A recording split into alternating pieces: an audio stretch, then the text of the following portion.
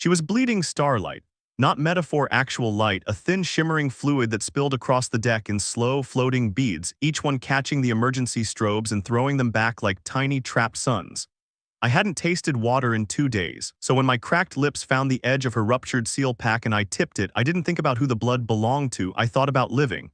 "That's my blood, human," she screamed. "Stop drinking," I swallowed anyway, and the universe answered. Narrative: the derelict hung over Kestrel Drift like a dead whale, all ribs and torn plating, its docking arms bent into pleading shapes. My cutter's clamps bit into the station's carcass with a familiar shudder. I'd been scavenging since I was 15, patching holes in other people's ships, trading salvage for air, eating protein foam that tasted like regret. Out here, you didn't get heroes. You got invoices. You got vacuum. You got one more day if you were stubborn. My name's Ryan Holt, and stubborn was the only inheritance my father left me. The station's outer hatch resisted until I heated the lock ring with my torch. The metal sang, then softened, and the seal broke with a sigh like an exhale held for years. Inside, the corridor smelled of old ozone and cold iron. Gravity was intermittent. My boots kissed the deck, lifted, kissed again, as if the station couldn't decide whether it wanted me or not. My suit HUD ticked down my hydration, 7%. "Not great, quick in, quick out," I muttered, because talking to yourself is what you do when silence starts sounding like a verdict. Find a water line, find a battery bank, find anything that keeps you breathing. The station's lights were dead except for emergency strips that blinked a tired red along the floor. Each pulse showed me more damage, scorch marks, pitted bulkheads, the ugly signature of plasma fire. A fight had happened here, not a pirate scuffle either. This was military-grade violence.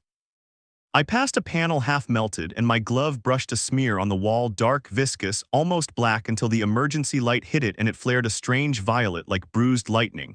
I froze. Alien, not the common trade kinds, not the dockside crews you could bargain with. This wasn't green blood or copper blood. This was the kind of blood you saw in rumors. My chest tightened anyway, not with fear exactly, but with the awareness that I'd stepped into a story that wasn't mine. Then I heard it. A noise like a breath trying not to be heard. I followed it past a collapsed junction where cables hung like seaweed. The corridor widened into what used to be a loading bay. Crates floated at odd angles, held by magnetic remnants. In the bay's far corner, behind a toppled cargo pallet, someone had built a crude shelter out of insulation foam and torn pressure suits. And inside that shelter, she lifted her head. Her eyes caught the red pulse and threw it back as silver. She wasn't human.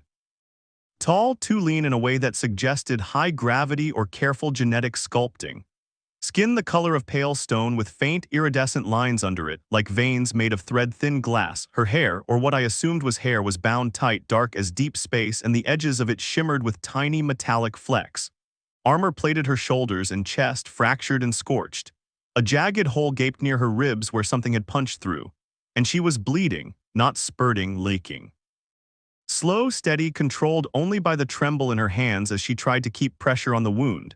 She saw my cutter torch, saw the patchwork suit, saw the cheap salvage rig on my belt, and she did something I didn't expect. She pointed a weapon at me with a shaking hand. The gun was sleek, organic almost, its surface rippling faintly as if it were alive.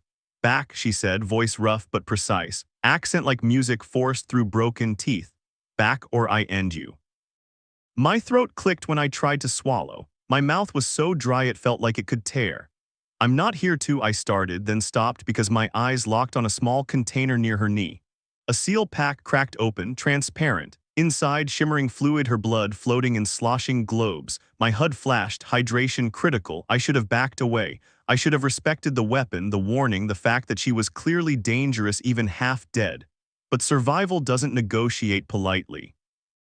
I took one step, her weapon tracked me. "Human," she hissed. "Do not." My gaze dropped to the seal pack again. My brain did the math in a brutal, simple way. Blood is liquid. Liquid is life. You can filter it. You can. I moved, fast, not brave, not noble, just desperate. I kicked the pallet to the side, dove low, and grabbed the pack. The alien's shout cracked through the bay. She lunged with surprising speed for someone bleeding out, but her body betrayed her. She slammed to one knee, weapon wavering. "Give," she choked. "Give that back." I tore open my suit's emergency straw, jammed it into the pack. My hands shook so hard I fumbled twice. Her eyes widened, horrified. "That's my blood, human," she screamed. "Stop drinking." Her voice hit something in me, an instinct maybe, a warning my species had carried since we were still afraid of the dark. But then my tongue touched the first drop through the straw. It tasted like metal and rain. And my body, traitor that it was, screamed yes. I drank. Her alien blood slid down my throat, cold and electric. I expected nausea, poison, a burning that would end my story right there on a forgotten station. Instead, warmth exploded through my chest, not like heat, like activation. The emergency light stuttered. My suit HUD flickered, then filled with new symbols, unknown language, then a translation overlay that shouldn't exist, because my suit's translator was cheap and barely handled dockside pidgin. A voice not audible but present threaded itself into my skull. UNKEYD organism detected. I jerked, choking. The straw fell from my lips. The alien stared at me like I'd just set fire to the laws of physics. No, she whispered. No, no, no, my heart hammered hard enough to bruise. I tried to speak and my words came out wrong, layered with a second tone that wasn't mine. What did I just do? Her pupils pinched to narrow slits. You drank covenant fluid. I drank, I coughed, I drank blood. It is not blood, she snapped, then winced as pain lanced through her side. Not only blood, it is lineage, authority, the living key. I stared at the pack in my hand. The fluid inside swirled as if reacting to my proximity. Then the strangest sensation swept over me. A tug like a cord being tied around my ribs from the inside. I flinched, clutching my chest. The tug didn't hurt, it connected, and suddenly I could feel her, not thoughts, not words, but her pain, sharp and bright, and beneath it a cold terror wrapped tight around discipline. She sucked in a breath, eyes wide. You feel it, she said, voice quiet now, dangerous in a new way. You feel me. I swallowed, and my throat didn't feel like sandpaper anymore. My limbs felt steadier, stronger. My suit HUD hydration ticked upward, then stabilized. I can sense you. Her hand trembled on the weapon. You have bound yourself. By accident. Accident does not matter to Covenant tech. Her gaze dropped to my mouth like she could still see the moment the fluid crossed my lips. You are now. She closed her eyes for half a beat, and when she opened them there was something like grief there. My blood kin. The word sounded like a curse. My stomach sank. Okay, that sounds bad. It is death, she said flatly. For you, for me, for anyone who finds out. A distant thud vibrated through the station's bones, so faint I almost dismissed it. Then another, like docking clamps. My suit picked up a transmission ping, tight beam, encrypted military. The alien's head snapped toward the ceiling, her nostrils flared. They're here, she whispered. Who? Her eyes met mine, and through the new tether between us I felt a flare of hatred so sharp it made my teeth ache. Collectors, she said. Men who wear law-like armor and call theft order. They hunt what I carry. I didn't even want to ask what she carried. My luck was already bleeding out of me. Another thud, closer. I should have run, left her, saved myself. That was the scavenger rule, don't die for someone else's war, but my body didn't move. Because when she shifted, her wound gaped and the tether between us pulsed as if my ribs were tied to hers. Because I'd just stolen her blood and turned it into my heartbeat. Because I couldn't shake the feeling that if she died, part of me would go with her. Okay, I said, surprising myself with how steady my voice sounded. Then we move. Her lips curled slightly, not quite a smile. Human, she breathed, you do not understand what you have done. Probably not, I admitted, but I understand. Boots on deck, come on. She tried to stand and nearly collapsed. I caught her without thinking. The moment my hands touched her armor, the tether flared. My vision split for a heartbeat, two angles, two sets of senses. The loading bay from my eyes and from hers, my face reflected in her pupils, the gunmetal flicker of my suit, and behind me the station's shadows crawling with threat. I gasped. She stiffened. Do not look through me. I didn't. I mean I can't. You can, she said. That is the bond. You are inside my systems now. Systems. That word landed heavy. She wasn't just flesh and bone, not fully. Covenant fluid, living key. Authority, sci-fi royalty, I thought bitterly. Of course I finally meet someone important and she comes with an execution squad. We limped through the corridors, my arm around her waist, her weapon tucked close. The station groaned as if it resented being disturbed. Emergency strips blinked faster now, reacting to the new dock connection. A harsh voice cracked through the station's ancient intercoms. Unidentified life signs detected. By order of Vantor Syndicate Salvage Authority, remain where you are, I snorted. Salvage Authority, that's adorable. The alien, she flinched at the name. Vantor, the tether carried a flash, black ships with a silver sigil, men in gray armor, a symbol like a hooked crown. Vantor is not salvage, she said. It is hunger made into paperwork. Footsteps echoed in the distance. Magnetic boots, multiple. I guided us into a maintenance crawl space and sealed the hatch behind us. The air inside smelled like dust and old lubricant, narrow, dark. She pressed a hand to her wound. Her breathing was too fast. The tether shook with every pulse of pain. "We need to patch you," I whispered. Her laugh was sharp. "You cannot patch what they did. Try me." I unclipped my Medfoam canister, cheap, half-expired, but better than nothing. I peeled back what remained of her armor plating near the wound. What I saw made me suck in a breath. The edges of the injury weren't torn, they were precisely cauterized, as if something had punched through her and then sealed the tissue on the way out. Beneath, her flesh glowed faintly with the same iridescent lines as her skin, but deeper, like circuitry. She wasn't a machine. She was something that had been designed to interface with machines as easily as breathing. "Who are you?" I asked before I could stop myself. Her gaze sharpened. "Do not speak names here."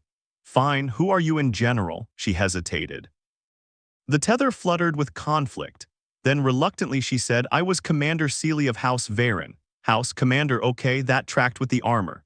And now her jaw tightened. "Now I am prey." I pressed Medfoam into the wound. It hissed and expanded, sealing around the injury. She hissed too, but her breathing steadied a fraction. Outside the crawl space, the boots moved closer. Voices murmured, professional, calm, like they were taking inventory. My suit HUD flashed again, new symbols scrolling. One settled into translation, primary authority link, partial. I frowned. "What does that mean?" Seely's eyes widened slightly. "You shouldn't be able to read that." I didn't ask my brain for permission. She studied me with a new kind of alarm. "Covenant fluid is selecting you." "Selecting me for what?" "Dying." Her lips pressed into a thin line. "For command." That word made my stomach drop harder than vacuum ever had. "Absolutely not." "Human," she whispered urgently, "if you are recognized as keyed, if Vantor scans you, then what?" Her eyes held mine, and through the tether I felt the weight of centuries, empires built on genetic locks, wars fought over who could open which door. "Then they will cut you open to see why." The door answered, she said. Silence. Then my brain supplied the obvious. "Oh." Boots stopped right outside our hatch. A voice, close now, filtered through metal. "We have a thermal signature here." Seely raised her weapon, but her hand shook. I held up my palm, thinking fast. I wasn't a soldier. I wasn't royalty. I was a scavenger with a cutter torch and a lifetime of getting out of trouble by being smaller, faster, and more annoying than the trouble expected. My gaze flicked to the maintenance panel beside us. A cluster of fiber cables ran through it, old station lines, but still powered enough for emergency lighting. And my HUD kept scrolling those strange symbols like it wanted to be useful. "Okay," I breathed, mostly to myself. "If I'm keyed, then maybe I can talk to the station." Seely's eyes narrowed. "Do not be foolish." "Foolish is my brand." I pressed my glove to the panel. For a heartbeat, nothing happened. Then the tether between Seely and me pulsed like a heartbeat shared, and I heard the station, not in sound, in data. A whisper of old protocols, safety locks, broken routines looping like prayers. "Emergency containment available." I didn't understand the language, but I understood intent. "Containment," I mouthed. I slammed my palm again, focusing the way you focus on a stubborn bolt you have to loosen, not with strength but with certainty. The panel lights flickered. Outside, the hatch hissed as the intruders began to cut through. I pushed harder mentally, physically, like I could lean my will into circuitry. A low hum rose through the crawl space. Down the corridor, bulkhead doors slammed shut. An alarm blared, a deeper, older sound than the emergency strips. The station's voice waking angry, the intruders shouted, "What the hell, doors are locking." "Override, authority code." I grinned despite myself. "Authority code, funny story." Seely stared at me like I'd just grown a second head. "You commanded it." "Apparently I did." My grin faded. "And that means they can't." The station shook as Vantor cutters bit into sealed doors. We didn't have long. Seely grabbed my wrist, her grip surprisingly strong. The tether flared with urgency and something else, relief, sharp and reluctant. "There is a ship," she said, "in Bay 7, mine. You parked on this wreck. It was not a choice, it was survival." "Okay, cool, let's go survive harder." We moved through maintenance paths, ducking through service hatches and half-collapsed corridors. The station fought back, sparks, groans, shifting gravity. More than once I had to slap a panel and ask it to behave, and each time it did, like an old beast responding to a new handler. Bay 7 was a cavern of shadow until Seely spoke a single word, something soft like a name spoken to a lover. The darkness unfolded. A ship rested there like a sleeping creature, sleek black with lines that didn't look manufactured so much as grown. Veins of faint light traced its hull, no visible thrusters, no obvious seams. A living ship. My throat tightened. "That's yours," Seely nodded once. "Asterion." As we approached, the ship's surface brightened and a mouth opened with a gentle hiss. Inside, the air was warm and clean. It smelled faintly of herbs and metal. I helped Seely into the inner chamber and the ship responded to her presence, lights blooming, surfaces shifting to support her weight. A cradle formed beneath her like a chair made of liquid glass. Then the tether yanked again. Asterion turned its attention to me. A pulse ran through the walls. And a voice clearer than the station's whisper spoke inside my skull. Secondary authority confirmed. Seely's eyes snapped open. No, she breathed. Asterion, you cannot, but the ship had already decided. A panel rose from the floor beside me, blooming into a control interface that mapped itself to my suit HUD, translating itself into human-readable patterns like it had studied my brain in a single glance. Seely stared at me, fear and fury tangled together. You are recognized, she said. By my ship. I don't want your ship, I said quickly. I want to not get dissected. Asterion shuddered as impacts rang against the bay doors, Vantor cutting in. Seely's face tightened. If they board, they will take me, they will take you, they will take Asterion, and they will take what my blood carries. What does your blood carry? I asked. She hesitated, then quietly, the right to end a war. That sounded like something people killed for. Yeah, I said, swallowing. Okay, we're leaving. Seely's gaze softened for the briefest moment. You cannot pilot Asterion. I don't have to, I said, I just have to convince it. I placed my hand on the interface. The tether flared, and the ship's systems poured into me like a tide, navigation, defensive lattices, something called singularity sheath that made my teeth ache just thinking about it. I didn't understand all of it, but I understood enough. Open bay doors, I whispered. Outside, Vantor's cutters screamed. Asterion didn't open the doors, it tore them away. Metal peeled back like paper under a giant hand. Vacuum roared. Vantor soldiers, 3 of them were yanked off their feet, boots scraping sparks as they fought for grip. I caught a glimpse through the bay's widening mouth, a Vantor boarding craft, gray and angular with the hooked crown sigil on its side. And beyond that, stars. Seely's voice cut through the tether like a blade. Ryan Holt, I blinked. How do you? The bond shares data, she said. Listen to me, they will pursue, they have beacon tethers, they will call more ships. I'm open to suggestions, her eyes burned. Then do what your kind does best. What's that? She leaned forward, pain etched into every movement, and through the tether I felt her resolve harden into something unbreakable. Make the impossible common. I didn't know what that meant, not really, but I felt it. Humans weren't the strongest species, we weren't the oldest. We didn't have living ships or blood that unlocked empires. What we had was audacity. We had stubbornness that refused to accept that the universe's rules were final. Asterion surged forward, the bay falling away. The station shrank behind us, its dead lights blinking like tired eyes. The Vantor craft swung after us. My HUD screamed warnings as targeting locks painted our hull. Seely gritted her teeth. They will fire. Let them, I said, voice trembling only a little. I've got something they don't. What? I smiled, and it was the kind of smile that had got me punched in docking bars and paid in spare parts. I've got nothing to lose. I slammed a command into the interface, not a proper one, not one I understood, a request, a demand, singularity sheath, I whispered. Now, for a moment, nothing.